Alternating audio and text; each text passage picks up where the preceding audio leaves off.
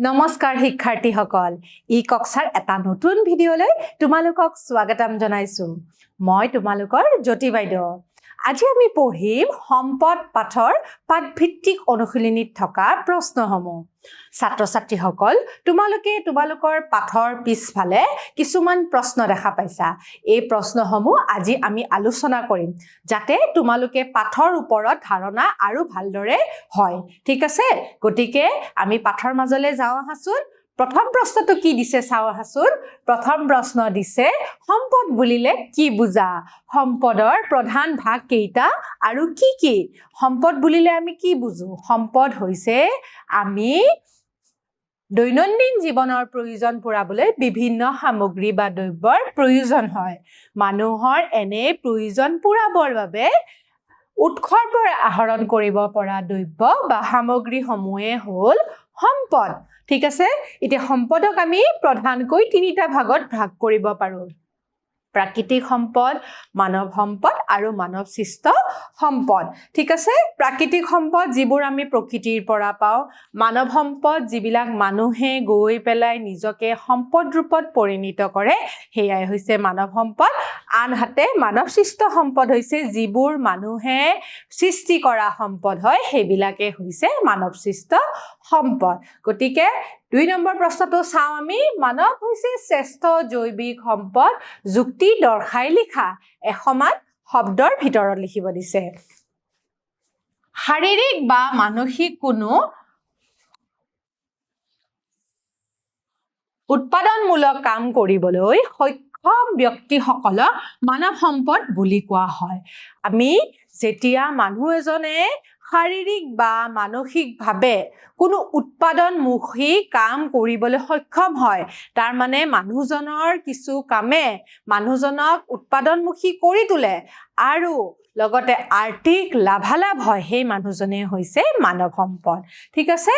বুদ্ধি বৃত্তি থকা প্ৰাণী হিচাপে মানুহে নিজৰ উন্নয়ন সাধিব পাৰে মানুহে প্ৰাকৃতিক সম্পদসমূহৰ উপযুক্ত ব্যৱহাৰ সংৰক্ষণ আদিৰ ক্ষেত্ৰত বুদ্ধি বৃত্তি খটুৱাই উৎকৰ্ষ সাধন কৰিব পাৰে সেই ফালৰ পৰাও চাবলৈ গলে ব্যক্তিৰ বুদ্ধিমত্তা কৰ্মদক্ষতা আৰু কৌশল উৎপাদন ক্ষমতা আৰু কৰ্মৰ আচৰণ বিধিয়ে দেশখনৰ সমৃদ্ধিৰ বা উন্নতিৰ প্ৰধান কাৰক বুলিব পাৰি হেহে মানুহে শ্ৰেষ্ঠতম জৈৱিক সম্পদ বুলি আমি কওঁ ঠিক আছে গতিকে মানুহে হৈছে শ্ৰেষ্ঠ সম্পদ ঠিক আছে বাকি যিমানবোৰ সম্পদ আছে বনজ সম্পদ খনিজ সম্পদ প্ৰাকৃতিক সম্পদ এইবিলাক সম্পদতকে মানৱ সম্পদে হৈছে শ্ৰেষ্ঠ সম্পদ ঠিক আছে আমি বুজি পালো তাৰ পিছৰ নম্বৰ কোৱেশ্চনটো চোৱা তুমি জানা প্ৰাকৃতিক সম্পদসমূহ কি হেবোৰ সংৰক্ষণ ব্যৱস্থা সম্পৰ্কে চমুকে লিখিব দিছে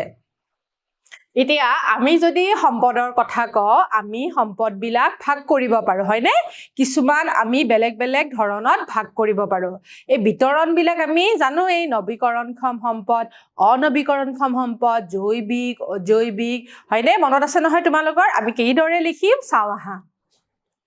সম্পদ আমি কেইবাটাও ভাগত ভাগ কৰিব পাৰো উদাহৰণ স্বৰূপে নৱীকৰণক্ষম সম্পদ যিবোৰ সম্পদ মানুহে অহৰহ ব্যৱহাৰ কৰি থাকিলেও শেষ হৈ নাযায় যেনে সূৰ্যৰ তাপ ঠিক আছে নৱীকৰণ মানে যিবোৰ কেতিয়াও শেষ হৈ নাযায় ঠিক আছে হেবিলাকে হৈছে নৱীকৰণক্ষম সম্পদ অনৱীকৰণক্ষম সম্পদ হৈছে যিবোৰ প্ৰকৃতিৰ পৰা এবাৰহে আহৰণ কৰিব পাৰি পিছত পুনৰ সৃষ্টি নহয় ঠিক আছে এইবিলাক পুনৰ সৃষ্টি নহয় তাৰ পিছত আছে জৈৱিক সম্পদ জীৱ জগতৰ পৰা আমি যি সম্পদ আহৰণ কৰো হেয়াই জৈৱিক সম্পদ অজৈৱিক সম্পদ হৈছে জীৱহীন সম্পদবোৰে হৈছে অজৈৱিক সম্পদ সৰ্বব্যাপী সম্পদ হৈছে সকলোতে পোৱা সম্পদবোৰে হৈছে সৰ্বব্যাপী সম্পদ যেনে বায়ু হয়নে বায়ু সকলোতে বিয়পি আছে স্থানভিত্তিক সম্পদ এক নিৰ্দিষ্ট পৰিৱেশ আৰু অৱস্থাতে সম্পদ স্থানভিত্তিক সম্পদ বুলি কোৱা হয় যিটো এটা নিৰ্দিষ্ট পৰিৱেশতহে থাকে ঠিক আছে সেই নিৰ্দিষ্ট পৰিৱেশতহে থকা সম্পদবিলাককহে স্থানভিত্তিক সম্পদ বুলি কয় যেনেকৈ আমাৰ এশিঙীয়া গড় হেতু এটা বনজ সম্পদ সেই বনজ সম্পদ আমাৰ অকল অসমতহে পোৱা যায় ঠিক আছে হেয়া হৈছে স্থানভিত্তিক সম্পদৰ উদাহৰণ প্ৰকৃত সম্পদ মানুহে সদ্ব্যৱহাৰ কৰি আৰু কামত লগাই প্ৰকৃতিৰ পৰা ইতিমধ্যে যিবোৰ সম্পদ আহৰণ কৰিছে সেইবোৰাই হৈছে প্ৰকৃত সম্পদ গতিকে প্ৰকৃত সম্পদ বুলি ক'লে আমি কি বুজিম যে যিবোৰ সম্পদ আমি প্ৰকৃতিৰ পৰা আহৰণ কৰো সেয়াই হৈছে প্ৰকৃত সম্পদ তাৰ পিছত আছে সম্ভাৱনাপূৰ্ণ সম্পদ যিবোৰ সম্পদৰ আমাৰ ভৱিষ্যত উন্নয়নত সহায় কৰাত সম্ভাৱনীয়তা অধিক আৰু বৰ্তমান ইয়াৰ ব্যৱহাৰ তেনে সম্ভাৱনীয়তাৰ উমান দিয়ে সেইবোৰে সম্ভাৱনাপূৰ্ণ সম্পদ বুলি কয় যেনেকৈ আমাৰ ঔষধি গছবিলাক সেইবোৰ আমি কি কৰো পিছলৈ আমি ঔষধযুক্ত কিছুমান বস্তু বনোৱাত সহায় কৰে গতিকে সেই ঔষধিযুক্ত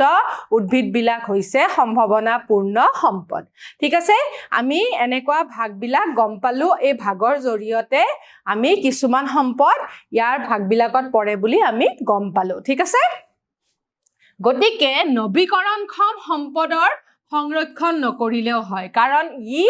নিজে নিজে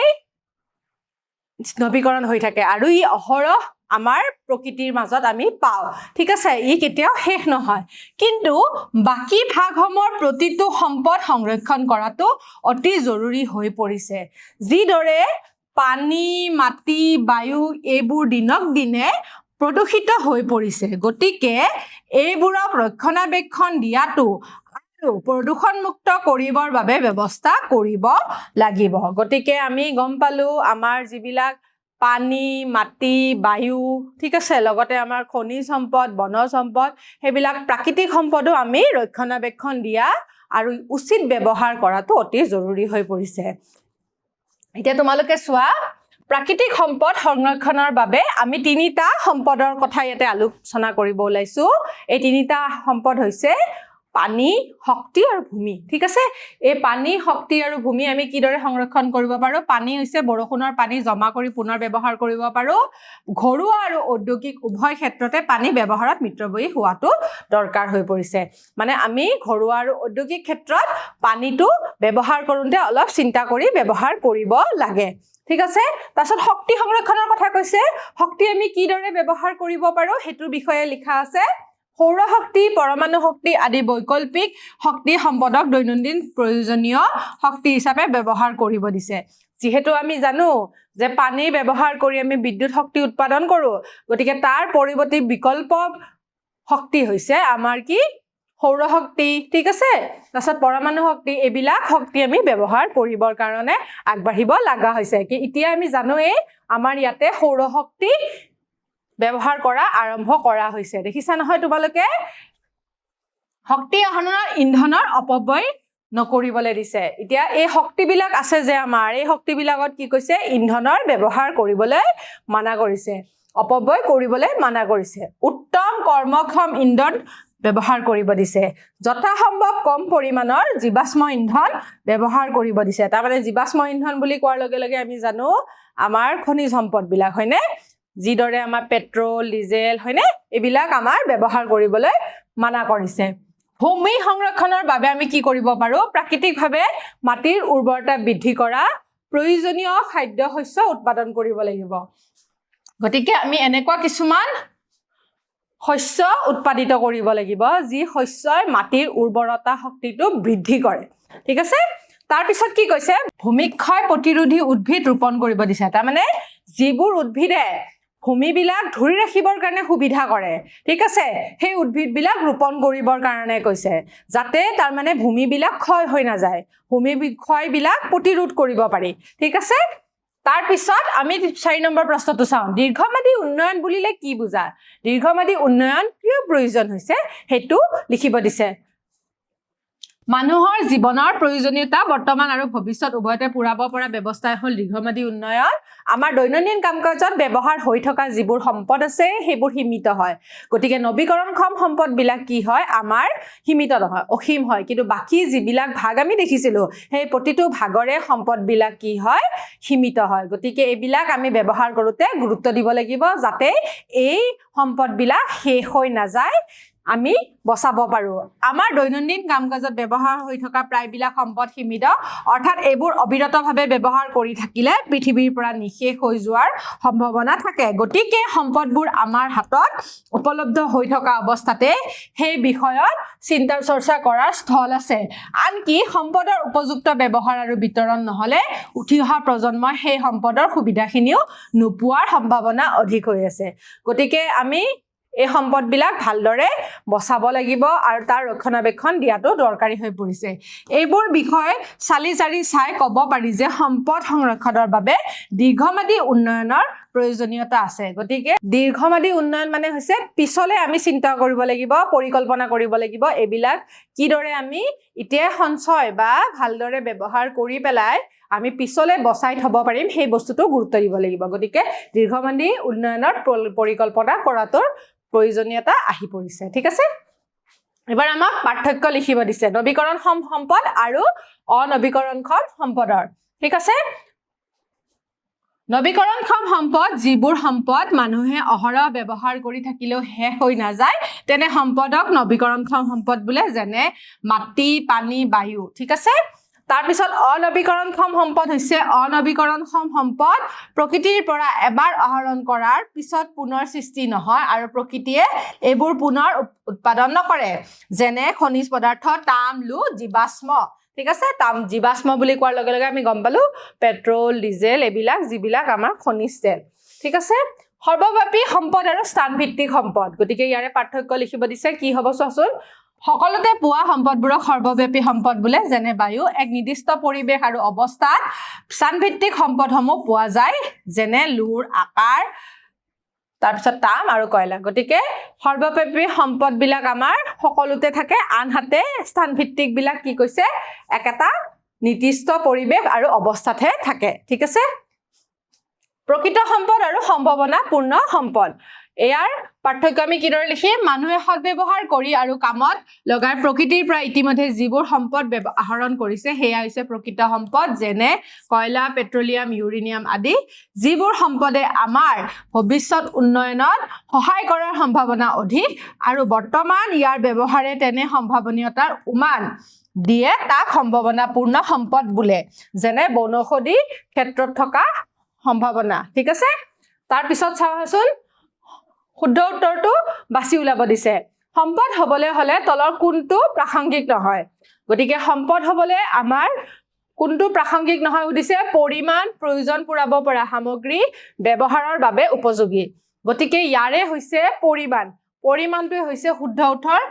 কাৰণ সম্পদৰ পৰিমাণৰ কথা উল্লেখ নাথাকে পৰিমাণ কমও হ'ব পাৰে ই সম্পদ মুঠতে হ'ব পাৰে ঠিক আছে কিন্তু প্ৰয়োজন পুৰাব পৰা সামগ্ৰী হয় গতিকে এইটো উত্তৰ অশুদ্ধ ব্যৱহাৰৰ বাবে উপযোগী হয় এইটো উত্তৰ অশুদ্ধ তাৰ মানে এইকেইটা থাকিব লাগিব হয়নে নহয় এইকেইটা থাকিলেহে সম্পদ হ'ব কিন্তু পৰিমাণৰ ওপৰত যদি আমি সম্পদৰ কথা কওঁ তেনেহলে পৰিমাণ আমাৰ প্ৰাসংগিক নহয় তাৰ পিছত খ নম্বৰটো আছে তলৰ কোনটো মানৱসৃষ্ট সম্পদ নহয় পৰ্বত পাহাৰ থকা ঘৰ জলবিদ্যুৎ গতিকে থকা ঘৰ আৰু জলবিদ্যুৎ কোনে প্ৰস্তুত কৰিছে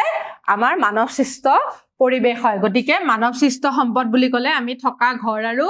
জলবিদ্যুৎ সৃষ্টি কৰিছে হয়নে কিন্তু পৰ্বত পাহাৰ প্ৰকৃতিৰ পৰা সৃষ্টি হোৱা উপাদান হয় ঠিক আছে তাৰ পিছত গ নম্বৰটো চাও তোমাৰ বাসস্থানৰ চৌপাশে থকা প্ৰাণী আৰু উদ্ভিদবোৰৰ তালিকা প্ৰস্তুত কৰিব দিছে আৰু সেইবোৰৰ সংৰক্ষণ কিয় প্ৰয়োজন লিপিবদ্ধ কৰিব দিছে গতিকে আমাৰ চৌপাশে আমি কিমান বস্তু দেখা পাওঁ হয়নে সেই বস্তুবিলাক আমাৰ কিয় দৰকাৰ হেতু আমি ইয়াতে লিপিবদ্ধ কৰিবলৈ কৈছে ঠিক আছে জীৱ-জন্তুৰ ক্ষেত্ৰত আমি চাওঁ পোহনীয়া জীৱ-জন্তু বুলি ক'লে আমি গৰু মহ বুলি কওঁ হয়নে এই গৰু মহ আমি কিহৰ কাৰণে আমাৰ প্ৰয়োজন আমি তাৰ পৰা গাখীৰ পাওঁ তাৰ পিছত তাৰ পৰা আমাৰ কি হয় আমি যিবিলাক কৃষি কাৰ্য কৰো তাতে আমাক সেই উৎপাদনমুখী কৰিবৰ কাৰণে আমাক গৰু মহে সহায় কৰে তাৰ পিছত ছাগলী গাহৰিৰ পৰা আমি মাংস বা খাদ্য পাওঁ বনৰীয়া জীৱ-জন্তু যিবিলাক আছে যেনে বাঘ সিংহ শিয়াল হাতী গড় বনৰীয়া গাহৰি ভালুকে এইবিলাকে আমাক কি কৰে এইবিলাকে আমাক কৰে পৰিৱেশত ভাৰসাম্যতা ৰক্ষা কৰিবৰ কাৰণে আমাক এই বন্যপ্ৰাণী বিলাকো দৰকাৰ হয় আমি পৰিস্থিতি তন্ত্ৰৰ কথা জানিছিলুৱে এই পৰিস্থিতি তন্ত্ৰৰ ভাৰসাম্য ৰক্ষা কোনে কৰি আছে বনৰীয়া জীৱ-জন্তু বিলাকেও ৰক্ষা কৰি আছে ঠিক আছে তাৰ পিছত বিভিন্ন প্ৰজাতিৰ মাছ এই বিভিন্ন প্ৰজাতিৰ মাছ বিলাক আমাক খাদ্যৰ বাবে লাগে ঠিক আছে তাৰ পিছত উদ্ভিদ বিলাকটো জানোৱে আম গছ কঁঠাল আমাক কি দিছে ফল দিছে হয়নে আমাক আশ্ৰয় দিছে আৰু আমাক অক্সিজেন গেছ দিছে খৰি দিছে কাঠ দিছে হয়নে এইবিলাক আমাক লাগে কলগছৰ পৰা আমি কি পাওঁ কলৰ গছৰ পৰা আমি ফল পাওঁ হয়নে কলডিল পাওঁ হয়নে কলফুলটো আমি ব্যৱহাৰ কৰোঁ কলপাত ব্যৱহাৰ কৰোঁ কল এবিধ ঔষধিযুক্ত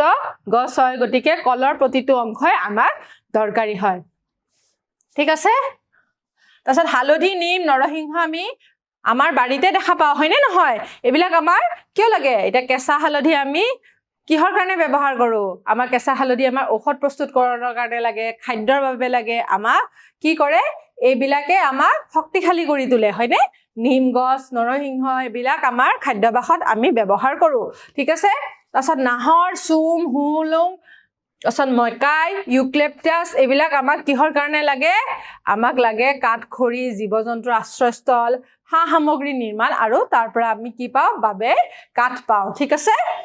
বিভিন্ন ফুল গছ গোলাপ তগৰ শেৱালি জবা কাঞ্চন এইবিলাক আমি ফুলো দেখা পাওঁ তোমালোকৰ ঘৰত আছে নে নাই এই জবা তগৰ শেৱালি এইবিলাক কি কৰে জানানে এইবিলাকে আমাক ধুনীয়া গোন্ধ এটা দিয়ে নে নিদিয়ে গতিকে তাৰ জৰিয়তে আমি সুগন্ধি প্ৰস্তুত কৰিব পাৰোঁ গতিকে ইয়াতে কি কৈছে